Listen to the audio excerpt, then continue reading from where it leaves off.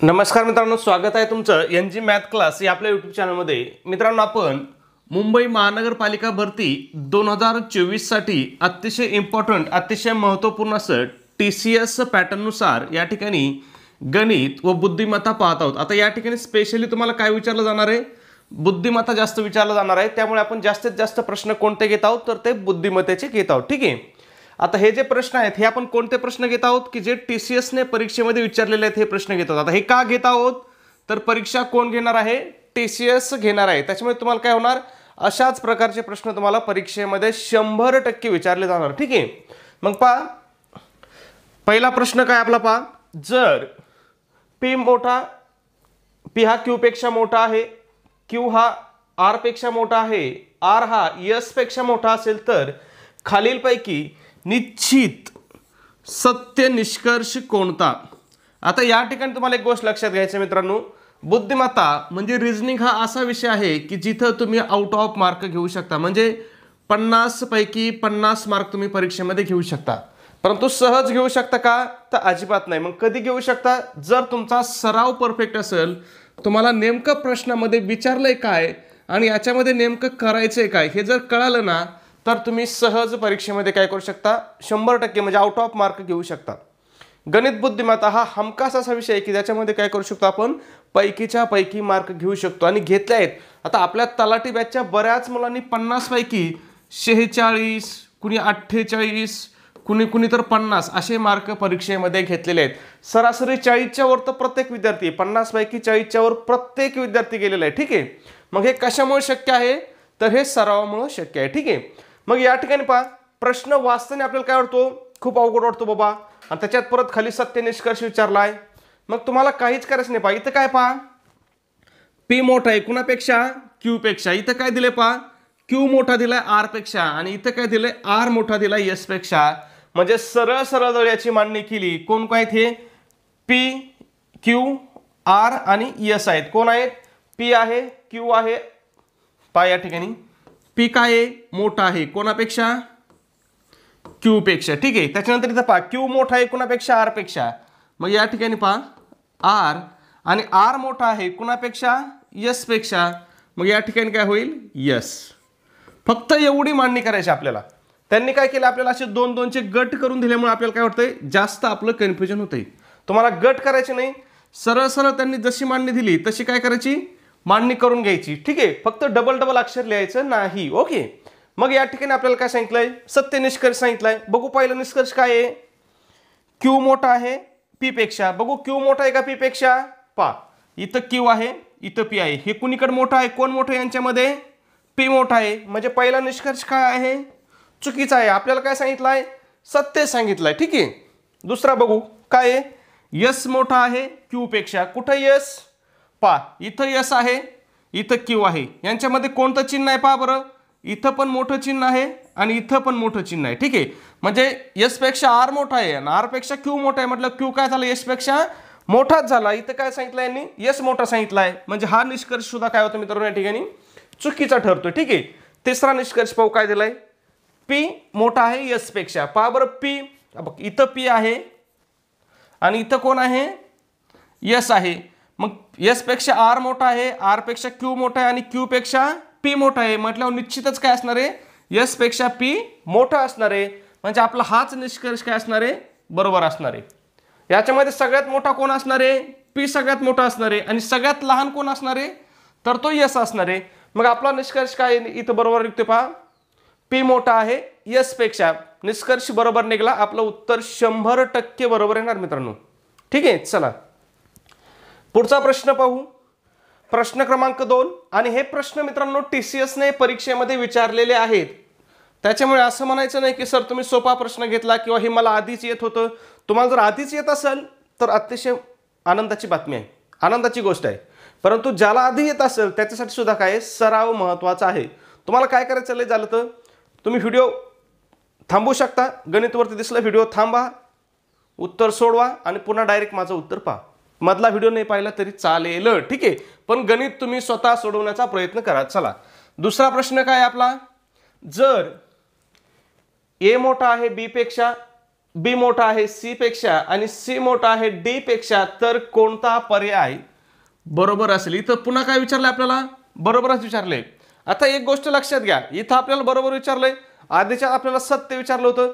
कदाचित पुढच्या मध्ये आपल्याला असत्य सुद्धा विचारू शकतात किंवा चुकीचा निष्कर्ष किंवा अयोग्य निष्कर्ष काही विचारू शकतात. त्याच्यामुळे तुम्हाला हा जो शब्द आहे ना, हा शब्द तुम्हाला बारकाईने वाचायचा आहे. ठीक आहे, प्रत्येक वेळेस तिथं बरोबर सत्य असं असणार नाही. कधी कधी चुकीचं विधान किंवा चुकीचा निष्कर्ष ओळखायला लावतात, कधी तिथं अयोग्य शब्द टाकतात. आता अयोग्य म्हणजे काय, तर चुकीचाच. त्याच्यामुळे या गोष्टी काय करायच्या तुम्हाला लक्षात ठेवायच्या आहेत. ठीक आहे, मग या ठिकाणी काय करावं लागलं आपल्याला? सिंपल तुम्हाला सांगितलं होतं मी, फक्त हे चिन्ह बघायचं. काय आहे?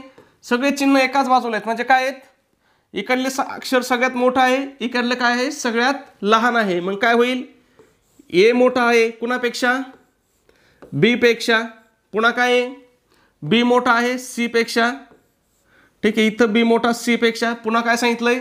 सी मोठा आहे डी पेक्षा. ठीक आहे, मग या ठिकाणी बघा काय विचारलं आपल्याला, बरोबर निष्कर्ष ओळखायचा आहे. पहिला पर्याय काय दिलाय आपल्याला? सी मोठा आहे ए पेक्षा दिलाय पहिला पर्याय. बघा बरं सी कुठे आहे? इथं सी आहे, इथं ए आहे. यांच्यामध्ये कोण मोठा आहे? पहा, हे चिन्ह असं आहे, हे चिन्ह सुद्धा असं आहे. म्हटलं कोण मोठा आहे यांच्यामध्ये? ए मोठा आहे, परंतु यांनी काय दिलाय? सी मोठा. म्हणजे हा निष्कर्ष काय आहे? चुकीचा आहे. दुसरा निष्कर्ष बघू काय? डी मोठा आहे ए पेक्षा. पहा, या ठिकाणी ए आहे, या ठिकाणी डी आहे. एक्झॅक्टली त्यांनी उलटं दिलं. इथं काय आहे? ए मोठा आहे आणि डी काय आहे? लहान आहे. मग हा निष्कर्ष सुद्धा काय या ठिकाणी चुकीचा आहे. ठीक आहे, पुढचा बघू. डी मोठा आहे बी पेक्षा. पहा बरं, या ठिकाणी बी आहे, या ठिकाणी डी आहे. याच्यामध्ये सुद्धा मोठा कोण असणार आहे? बी मोठा असणार आहे. त्यांनी कोण मोठा दिला आहे? डी मोठा दिला आहे. म्हणजे हा निष्कर्ष सुद्धा काय आहे? चुकीचा आहे. ठीक आहे, पुढचा चौथा पर्याय बघा. आता जर 3 निष्कर्ष आपले चुकीचे आले ना, तर चौथ्याला टाइमपास करायचा नाही, डोळे झाकून बरोबर करून द्यायचं, सोडवायची गरज नाही. ठीक आहे, जर 3 पर्याय आपले कट झाले असतील तर तरी आपण खात्री करून बघू. काय आहे?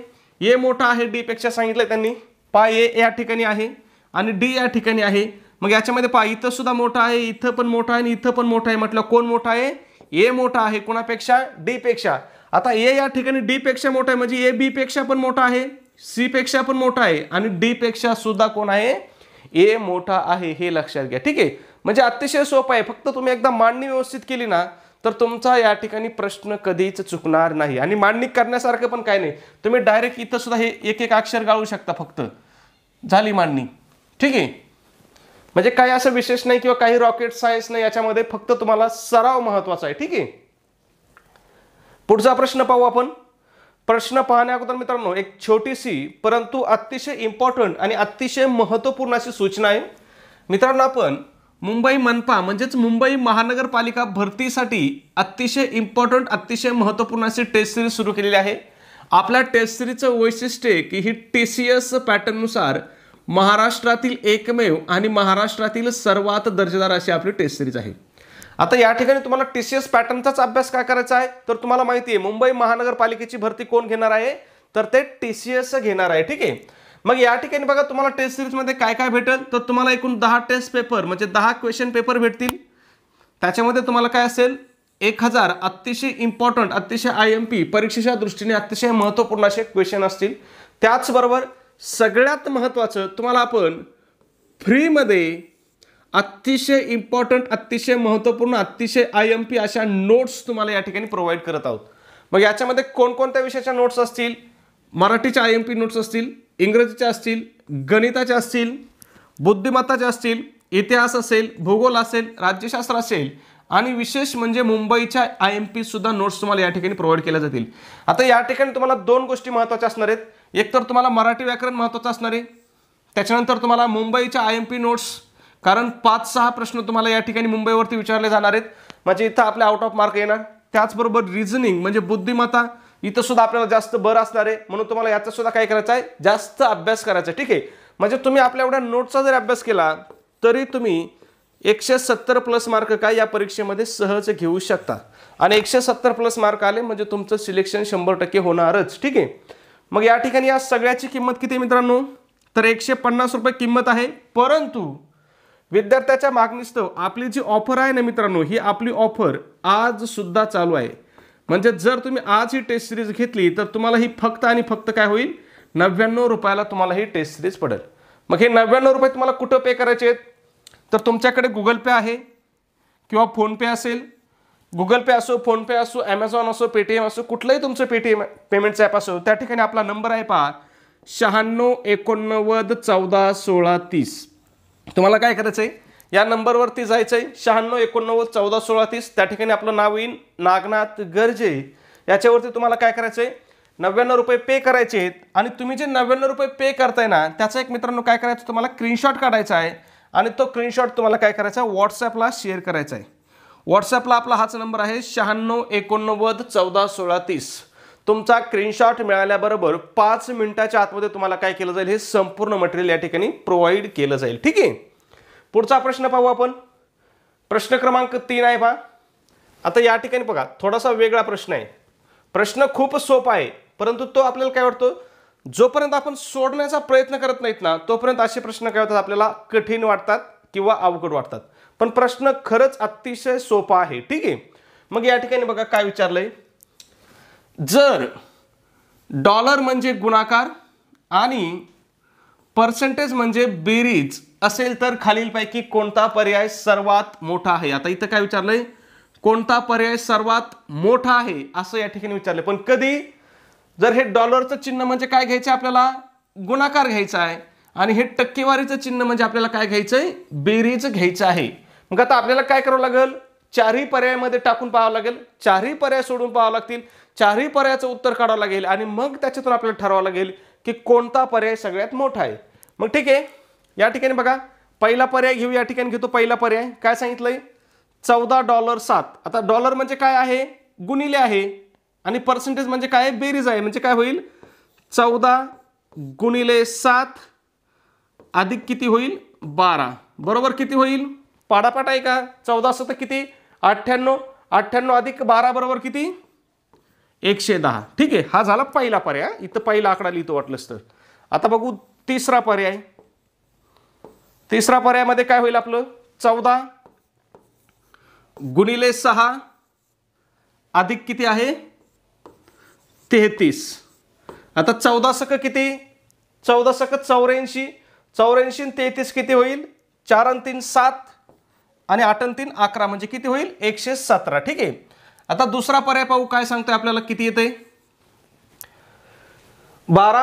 आता इथं पहा, इथं हे चिन्ह अगोदर आहे. इथं काय होतं, इथं गुणाकार आधी होता, इथं टक्केवारीचं चिन्ह आधी आहे, म्हणजे बेरीज आधी आहे. म्हणजे काय होईल, 12 अधिक 8 गुणिले किती, 9. मग काय होईल, 8 9 72. 72 आणि 12 किती होतील, 72 10 82 2 84. ठीक आहे. त्याच्यानंतर चौथा पर्याय काय होईल आपलं बघूया, काय 23 अधिक 8 गुणिले किती आहे, 15. ठीक आहे. मग काय होईल, 15 8 130.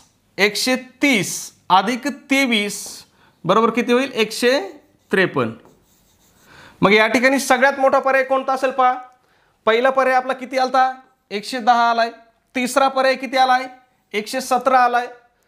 दुसरा पर्याय किती आलाय, 84 आलाय. आणि चौथा पर्याय 153 आलाय. म्हणजे सगळ्यात मोठा कोणता आहे, 153 आहे. म्हणजे पर्याय क्रमांक 4 हे आपलं काय असणार या ठिकाणी उत्तर असणार आहे. आता याच्यामध्ये तुम्हाला काही वेगळं रॉकेट सायन्स आहे का, तुम्हाला फक्त गणित सोडवायचंय. आणि कसं सोडवायचंय, की त्यांनी जी कंडिशन दिली, त्यांनी जी अट घातली, ही अट आपल्याला प्रमाण मानून गणित सोडवायचे, फक्त एवढं करायचे. म्हणून मी तुम्हाला सांगतो की रिझनिंग म्हणजे मॅथ आणि रिझनिंग हा असा विषय आहे की याच्यामध्ये तुम्ही पैकीच्या पैकी मार्क घेऊ शकता. फक्त काय तुम्हाला सराव आणि मार्गदर्शन या दोनच गोष्टी तुम्हाला महत्त्वाच्या आहेत. ठीक आहे. जर इथं आपल्याला ह्या मोठ्याऐवजी जर इथं त्यांनी लहान विचारलं असतं, विचारू शकतात, जर लहान विचारलं असतं तर आपलं उत्तर कोणतं आलं असतं, कोणतं लहान आहे, पर्याय क्रमांक 2 84 हे लहान आहे. ठीक आहे. म्हणजे अतिशय सोपं आहे. ठीक आहे. पुढचा प्रश्न पाहू आपण. 4 नंबर सेम पॅटर्नचा प्रश्न आहे. प्रश्न पाहण्या अगोदर मित्रांनो, जर तुम्ही आपल्या चॅनल अजून सबस्क्राइब करायचं राहून गेला असाल तर लगेच सबस्क्राइब करा आणि त्याच्यासमोर जे बेल आयकॉन आहे ते बेल आयकॉन दाबा. म्हणजे काय होईल, तुम्हाला आपला दररोज जो व्हिडिओ येतो तो व्हिडिओ तुम्हाला काय होईल या ठिकाणी पाहण्यासाठी मिळेल, तुम्हाला नोटिफिकेशन त्याचं येईल. ठीक आहे.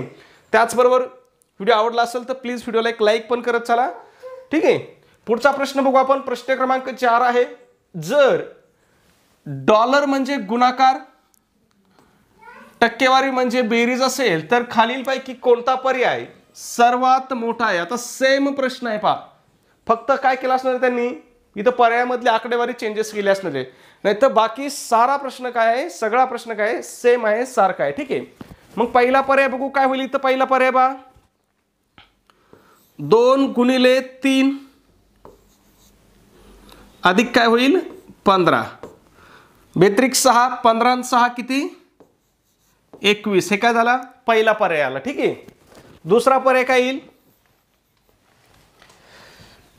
इथं किती आहे 48. किती आहे या ठिकाणी पहा 48 सॉरी 480 आहे 48 नाही 480 डॉलर म्हणजे काय आहे गुणिले मग गुणिले 0 इथं काय आहे टक्केवारी म्हणजे बेरीज अधिक 10 बरोबर किती. आता हा पर्याय त्यांनी मुद्दाम दिलाय पोरांना चुकवण्यासाठी. इथं काय दिलंय डायरेक्ट 480 दिलेत पण 480 गुणिले काय आहे 0 आहे.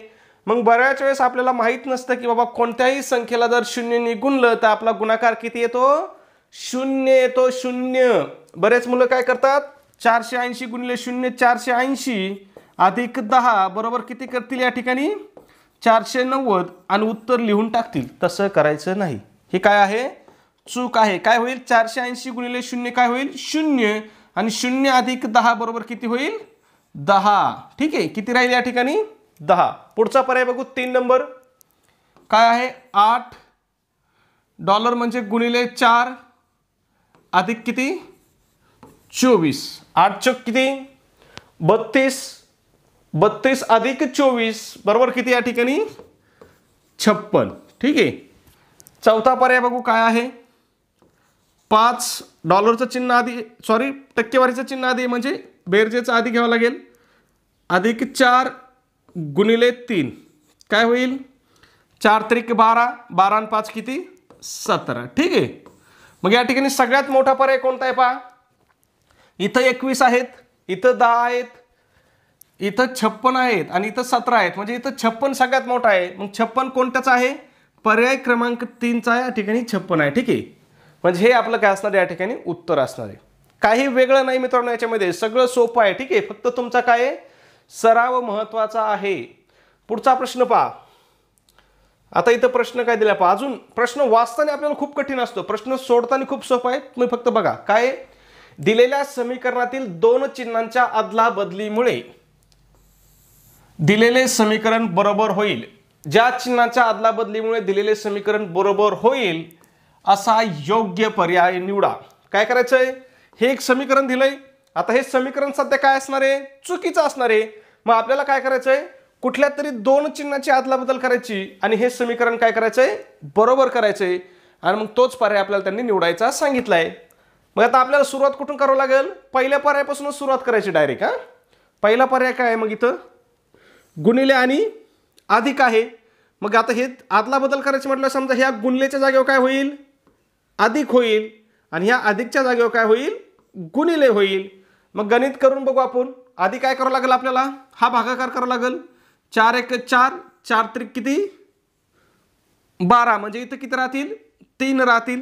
त्याच्यानंतर इथं काय होईल गुणाकार होईल 6 गुणिले 3 किंवा 3 गुणिले 6 6 त्रिक किती 18 आणि हे 2 म्हणजे 18 अधिक 2 किती होतील 20 18 अधिक 2 किती होतील 20 वजाचं चिन्ह जशाच तसं आणि हे 3 20 वजा 3 बरोबर किती होतील 17. इथं बरोबर किती आहे 17 आहे. म्हणजे आपलं समीकरण काय झालं इथं पहिल्याच पर्यायाने बरोबर झालंय. मग जर समीकरण पहिल्याच पर्यायाने बरोबर झालं असेल तर लगेच उत्तर लिहून टाकायचं. पुढच्या टाइमपास करायची गरज नाही अजिबात गरज नाही. ठीक आहे. उत्तर 100% बरोबर आलं पाहिजे आपलं. चला पुढचा प्रश्न आहे 6 नंबर पहा. आता इथं पुन्हा काय झालंय आपण जो पहिला प्रकार पाहिला होता त्या पद्धतीचं गणित विचारलंय फक्त इथं थोडं वेगळं विचारलंय. पहा काय वेगळं विचारलंय तिथं आपल्याला ABCD चे अक्षर दिलते किंवा अंक दिलते आणि इथं आपल्याला काय दिलंय डायरेक्ट वस्तूची नावं दिलेत. ठीक आहे. मग इथं काय दिलंय पेनापेक्षा पेन्सिल मोठी आहे पेन्सिलपेक्षा पुस्तक मोठे आहे आणि पुस्तकापेक्षा टोपी मोठी असेल तर खालीलपैकी कोणते विधान नेहमीच सत्य असेल? पुन्हा इथं काय सांगितलं आपल्याला? नेहमी सत्य असणारं विधान आपल्याला या ठिकाणी ओळखायचं आहे. मग या ठिकाणी तुम्हाला काय सांगितलं, तुम्ही दोन याच्यावर काट मारायची. एक तर मारतो ह्या पेन्सिलवरती आणि एक तर काय करतो, या पुस्तकावरती मारतो. ठीक आहे. बाकीचे चिन्ह काय असणार आहेत? जशाच तसे असणार आहे. ठीक आहे. मग या ठिकाणी बघू आपण, पहिला पर्याय काय दिला आपल्याला? पेन मोठा आहे टोपीपेक्षा. पेन कुठे आहे? आता इथं पेन आहे, परंतु त्यांनी आपल्याला चिन्ह काय दिलेत? उलटे दिलेले आहेत. पेन काय आहे? लहान असणार आहे. कशापेक्षा? टोपीपेक्षा. कारण टोपी या ठिकाणी म्हटलं, टोपी काय असणार आहे? सर्वात मोठी असणार आहे. टोपी काय असणार आहे? सगळ्यात मोठी. आणि लहान कोण असणार आहे सगळ्यात? पेन हा सगळ्यात लहान असणार आहे. ठीक आहे, हे लक्षात घ्या. मग त्याच्यानंतर दुसरा पर्याय काय आहे? पेनापेक्षा पुस्तक मोठं आहे. कुठे पेन? इथं पेन आहे, इथं पुस्तक आहे. म्हणजे पेनापेक्षा पुस्तक काय आहे? निश्चित मोठं आहे. इकडून इकडं मोठं होत गेलं की नाही? मग पेनापेक्षा काय आहे? पुस्तक मोठं आहे म्हटलं. आपला पर्याय काय असणार आहे? पर्याय क्रमांक 2 हेच आपलं उत्तर असणार आहे. पुढचे पर्याय आपल्याला बघायची गरज नाही. ठीक आहे. चला पुढचा प्रश्न पाहू आपण. 7 नंबर. TCSचा अतिशय आवडता टॉपिक आहे बरं का हे, घड्याळ. घड्याळावरती TCS भरपूर प्रश्न विचारत आहे. ठीक आहे. मग काय सांगितलंय पहा, 6:54 किंवा 6:54 किंवा 6:54 वाजता, 6:54 वाजता घड्याळातील मिनिट व तास काटा यात किती अंशाचा कोन असेल असं विचारलं. आता कोण किती अंशाचा असेल असं विचारलंय. आता इथे एक गोष्ट लक्षात आली तुमच्या, 6:54 इथं वाजता शब्द पाहायचा नव्हता, परंतु त्यांनी दिलाय. पण आता हे कशामुळे दिला जातो? तर हे काय करतात, पेपर इंग्लिश आणि मराठी दोन लँग्वेजमध्ये पेपर असतो. मग काय केलं जातं, इंग्लिशचा जो पेपर आहे तोच गुगल ट्रान्सलेट करून मराठीमध्ये केला जातो. मग जर तुम्हाला प्रश्न एखादा मराठीमधून कळाला नाही ना, तर सरळ तिथं आपल्याला वरती लँग्वेज बदलायला ऑप्शन असतं. तेवढ्या प्रश्नाचीच लँग्वेज बदलता येते. डायरेक्ट प्रश्न इंग्लिशमधून पाहायचा. बऱ्याच वेळेस काय होतं, मराठीमध्ये त्यांच्याकडून खूप चुका होतात. का चुका होतात? तर ते जसे जसे गुगल ट्रान्सलेट करतात, त्याच्यामुळे त्यांना ग्रामरचं किंवा आपल्या बोली भाषेचं काही घेणं देणं नसतं. ठीक आहे. म्हणजे आता इथं वाजता शब्द नव्हता पाहिजे, असं सरळ वाचतं ते 6:54 घड्याळातील मिनिट काटा व तास काटा यात किती अंशाचा कोन असेल. ठीक आहे. मग या ठिकाणी तुम्हाला मी एक सूत्र सांगितलं होतं, पुन्हा सांगतो वाटलं असतं. सूत्र काय होतं आपलं? 30H वजा 11/2 M हे आपलं सिंपल सूत्र होतं. आता H म्हणजे काय? तर H म्हणजे तास, आवर्स, आणि M म्हणजे काय? मिनिट आहे. ठीक आहे. एवढं गोष्ट लक्षात ठेवा. ठीक आहे. मग या ठिकाणी सूत्रात डायरेक्ट किमती टाकू. 30 जशाच तसे घ्यावं लागतील. 30 गुणिले H, किती H आहेत, किती तास आहेत इथं? 6 तास आहेत म्हटल्यावर 6 वजा काय होईल? 11/2 M काय आहे? M म्हणजे मिनिटं. किती मिनिटं आहेत? 54 मिनिटं आहेत. ठीक आहे. आता या ठिकाणी काही जणांना प्रश्न पडला असेल की सर इथं गुणाकाराचं चिन्ह कुठून आलं, इथं गुणाकाराचं चिन्ह कुठून आलं. आता हे आपलं सूत्र आहे, इथं कुठलंच चिन्ह नाही. मग ज्यावेळेस इथं कुठलं चिन्ह नसतं त्यावेळेस इथं कोणतं चिन्ह असतं? तर इथं गुणाकाराचं चिन्ह असतं. ठीक आहे. इथं कोणतं चिन्ह असतं? गुणाकाराचं चिन्ह असतं. म्हणजे ते लिहिलं काय आणि नाही लिहिलं काय काही फरक पडत नाही, ते आपल्याला गृहीत धरावा लागतं. ठीक आहे. मग काय होईल?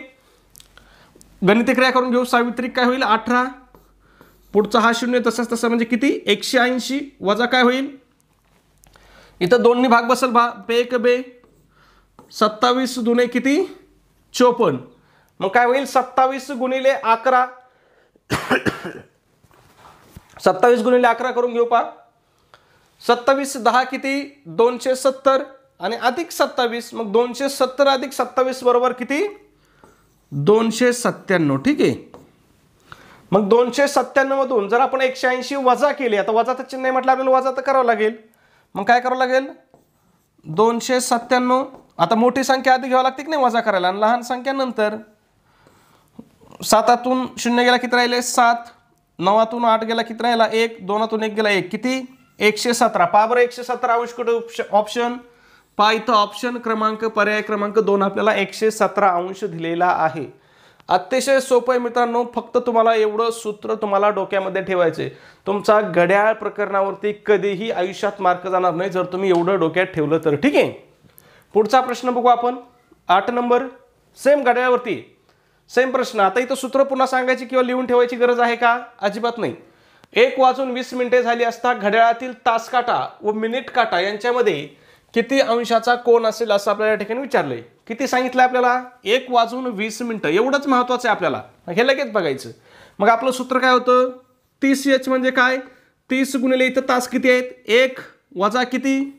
11/2 गुणिले मिनिटं. किती मिनिटं आहेत? 20 मिनिटं आहेत. मग काय होईल? 30 गुणिले 1 किती होईल? 30 वजा काय होईल? इथं काय होईल? 10 आणि 11 किती होईल? 110. 11 गुणिले 10 किती होईल? 110. मग 110 मधून जर 30 गेले तर खाली किती राहतील या ठिकाणी? 80. पहा बरं 80 अंश कुठं आपल्याला ऑप्शन आहे का? पहा ऑप्शन क्रमांक 4 आपल्याला 80 अंश दिलेला आहे. किती वेळ लागतो मित्रांनो गणित सोडवण्यासाठी? मोस्टली 5 ते 10 सेकंद लागतात. तुमचं कुठलंही गणित असू द्या, फक्त तुम्हाला याच्यासाठी काय महत्वाचं आहे? सराव महत्वाचा आहे. जर तुमचा सराव नसेल तर मग तुम्हाला 3 मिनिटंही लागू शकतात. मग बरेच विद्यार्थी म्हणतात की सर मला सगळं गणित येत होतं, सगळी बुद्धिमत्ता सुटत होती. अरे वा, चांगली गोष्ट आहे. मग काय झालं असं आपण त्याला विचारतो, तर तो काय म्हणतो? पण सर काय करता, टाइमच नाही पुरला, माझे 5 प्रश्न काय झाले? वाचायचेच राहिले. मग याला येती म्हणायचं का? तुला येती, पण तुला काय होतं? टाइम लागतोय. म्हणजे तू कमी कुठं पडला? बुद्धीत कमी नाही पडला. तू कुठं कमी पडला? सरावामध्ये कमी पडला. म्हणून मी काय म्हणतो, सराव खूप महत्वाचा आहे. तुम्हाला जर यशस्वी व्हायचं असेल, गणितामध्ये आउट ऑफ मार्क घ्यायचे असतील, तर तुम्हाला त्याचा सरावच करावा लागेल. आणि सराव किती करावा लागेल?